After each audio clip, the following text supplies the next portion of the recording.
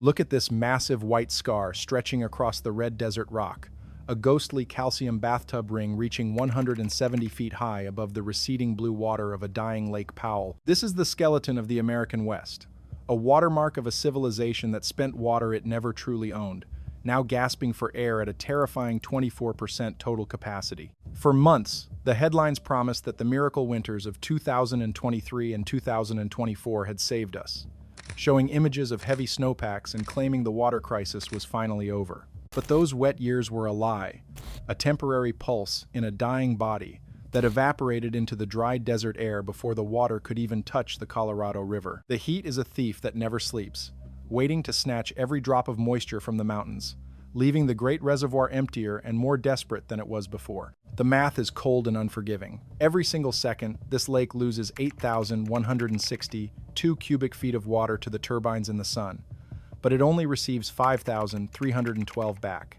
Think about that math. For every moment you watch this, the West is losing more water than it can ever replace, a permanent deficit leading us toward a total collapse. We are counting down to a number that haunts every engineer in the West: 3,490 feet, the critical line known as the minimum power pool, where the great machines stop. If the water level drops just one more inch below that mark, the giant turbines will begin to choke on air, creating a violent vibration that could tear the dam apart. This 1,320 megawatt heartbeat, which has powered the expansion of the American dream for 60 years, is now skipping beats as the reservoir hits its lowest point in human history. When the power vanishes, 5.8 million homes across the West will plunge into a primitive darkness, a structural failure of the American dream that no one is truly prepared for. Imagine a world where the lights don't come back on, where the air conditioners stop humming in the 110-degree desert heat, and the water pumps finally go silent forever. 7 states are now locked in a desperate diplomatic stalemate, pointing fingers and refusing to cut their usage, while the river they share continues to vanish into the dust. This catastrophe was born in 1922, when men in suits divided a river that didn't exist, signing a legal contract based on the wettest years in 1,000 years. They looked at a short-term flood and called it the permanent average, creating a map of greed that ignored the reality of the desert and the limits of the mountains. We built a multi-billion-dollar civilization on a foundation of paper, water, and human arrogance, and now the river is finally calling our bluff as the great machine fails. Welcome to the collapse of the Colorado River, where the math has finally ended and the lights of the West are flickering their very last laps before the dark. To understand how a massive dam dies, you have to go deep inside its concrete chest, where 8 massive steel penstocks normally carry a solid, unstoppable wall of blue water. These 5-foot-wide arteries were built to be eternal, feeding the giant turbines that generate enough clean energy to power an entire nation for 60 years, without a single fail. But as the water level drops toward the 3,490-foot mark, the physics of the reservoir begins to change, and the smooth flow is replaced by a violent, sucking, air-filled vortex. This is the birth of cavitation, a phenomenon where air mixes with water at high speeds, creating billions of microscopic bubbles that look like harmless white foam to the eye. In the world of high-speed fluid dynamics, these tiny bubbles are ticking time bombs, moving from low-pressure zones to high-pressure zones where they do something truly terrifying. They violently implode. Each microscopic implosion sends a localized shockwave hitting the steel surface with a staggering force of 10,000 pounds per square inch, hitting the same spot thousands of times per second. This is not simple erosion.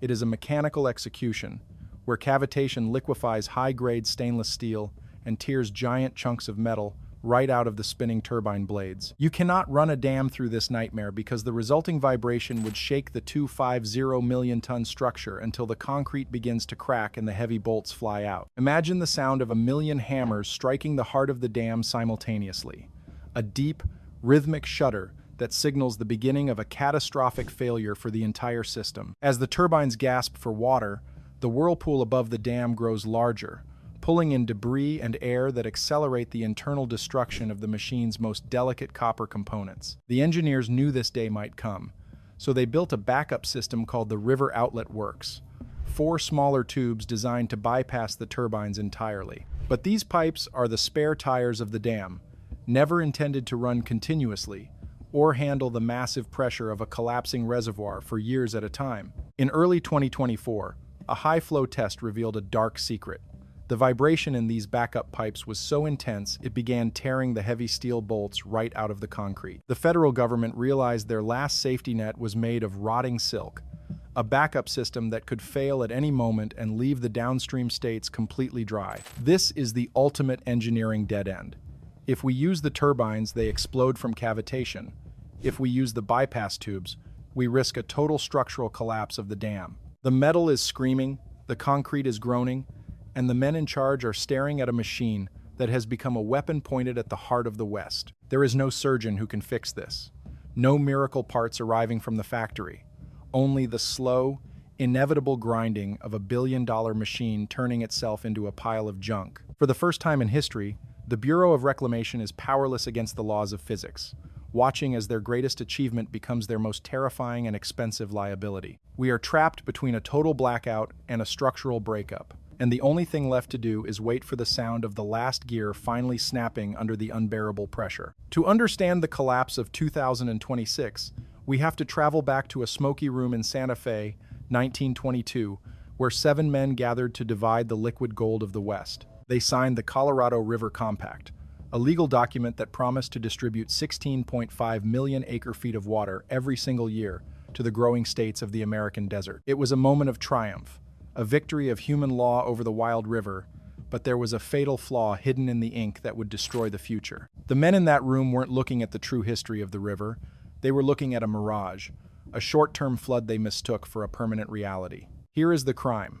The engineers measured the river during the wettest 2-0 year cycle in over 1,200 years, taking a freak anomaly and calling it the long-term average. They promised away water that the river never actually had, building a multi-billion-dollar civilization on a foundation of 4.3 million acre-feet of lies and mathematical arrogance. We wrote checks for a bank account that was already overdrawn the day it was opened, spending paper water that existed only in the minds of politicians and land developers. For a century, the river tried to warn us, but we kept building, kept growing, and kept ignoring the cold, hard physics of the desert that demanded a final payment. Today, the arithmetic of 1,922 has finally hit the wall of reality, proving that you cannot negotiate with a dry riverbed or bribe the laws of heat and thermodynamics. The debt is now due in full, and the Colorado River is finally calling our bluff, revealing the skeletal truth beneath the shimmering blue surface of our false promises. For decades, we called this a temporary drought, a short dry spell that would eventually end with a good rain. But scientists have a new, terrifying word: aridification. This is not a cycle.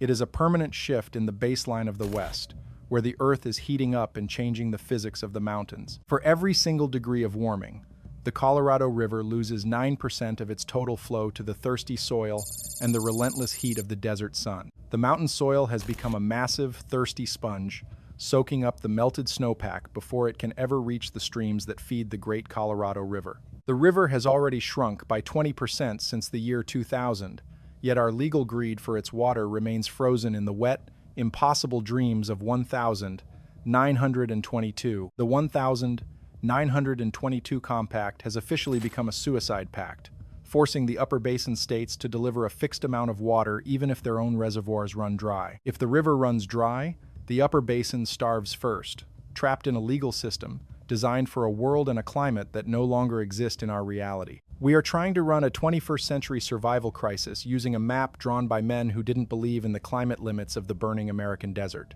We didn't just build a dam, we built a monument to our own arrogance, thinking we could control a river that had its own plan for the future. As Lake Powell drops toward the abyss, it is revealing the truth. We can sign 1,000 more treaties, but the river only answers to the math. When a massive hydrological system begins to fail, it starts to eat itself, and the federal government has made a cold-blooded decision to sacrifice the North to save the South.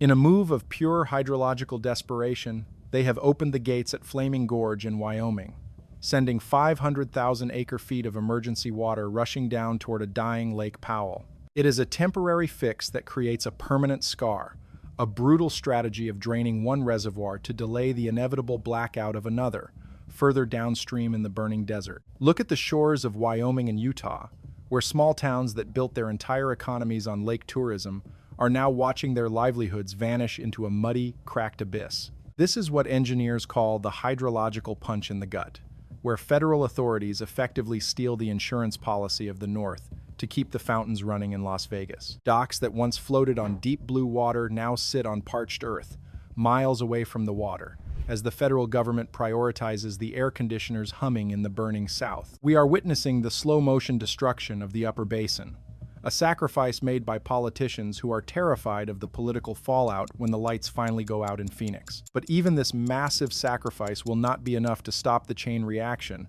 as the first domino falls at Glen Canyon and points directly toward the heart of Lake Mead. If the water stops flowing through the turbines of Glen Canyon, the Deadpool scenario at Lake Mead becomes a mathematical certainty, threatening the survival of the entire lower basin. Lake Mead provides 90% of the water for the millions of people in Las Vegas, a city that exists only because of a fragile miracle of engineering that is now breaking. Beyond the cities, the water from Lake Mead powers the massive agriculture of the Imperial Valley, the winter salad bowl that feeds the entire United States of America. When the water stops flowing through the Grand Canyon, California's $3 billion agricultural industry doesn't just shrink, it dies, and thousands of acres of orchards will be bulldozed into dust. In this brutal war for every last drop, the most vulnerable people are being pushed off the map entirely as 30 Native American tribes fight for their senior legal rights. While the 7 states argue over millions of acre-feet, many indigenous nations are being left with nothing but dry pipes,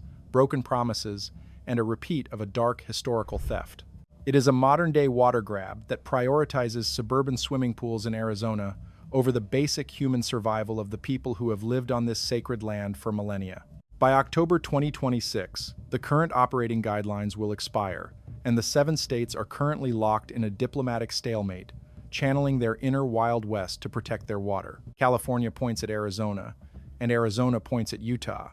But the river doesn't care about your lawsuits or the political borders drawn by men in suits 100 years ago. 40 million people are standing on the edge of a structural cliff, arguing about who gets to hold the umbrella while the entire mountain is collapsing beneath their feet. The war for the Colorado River isn't coming in some distant future. It is already here. And in this zero-sum game, there are no winners, only survivors and the thirsty. As the machine spins its final laps, the last drops of the Colorado are becoming more valuable than oil, more dangerous than gold, and more elusive than a summer rain. Even if the miracle rains return tomorrow, this massive concrete giant is already being buried alive from the inside out by a silent, unstoppable force of nature. Beneath the shimmering blue surface of Lake Powell, a monster is rising. 33,000 acre-feet of thick red mud, silt, and mountain debris are piling up against the dam every year. Without a natural way to flush it out, this sediment is moving like a slow-motion avalanche toward the vital intake valves that keep the great turbines of the West spinning. Glen Canyon was built to be an eternal monument lasting 700 years, but this red mud has already cut that life expectancy down to a mere 100 years of survival. We have already used 61 of those years, and the engineers of the past never imagined a future where the river would stop flowing and the silt would win the war. Soon, we will be left with a 250 million-ton concrete plug that cannot be cleaned, cannot be moved, and can no longer generate a single spark of electricity for the world. The calendar is now our greatest enemy. On the 1st of October 2026, the current legal operating guidelines will expire, and the 7 states will be standing on the edge of the abyss. They are currently locked in a diplomatic stalemate, pointing guns at each other and refusing to blink. But the Colorado River does not care about their politics or their lawsuits. The river only answers to the hard, cold laws of physics and thermodynamics. And according to those laws, the great machine of the West is spinning its final, desperate laps. Before long, the lights of Phoenix, Las Vegas, and Los Angeles will flicker and fade as the civilization built on a 1,922 lie finally plunges into a permanent, primitive darkness. The math has ended, the water has vanished, and the only question left for the 40 million souls is, what do you do when the river finally says, no more?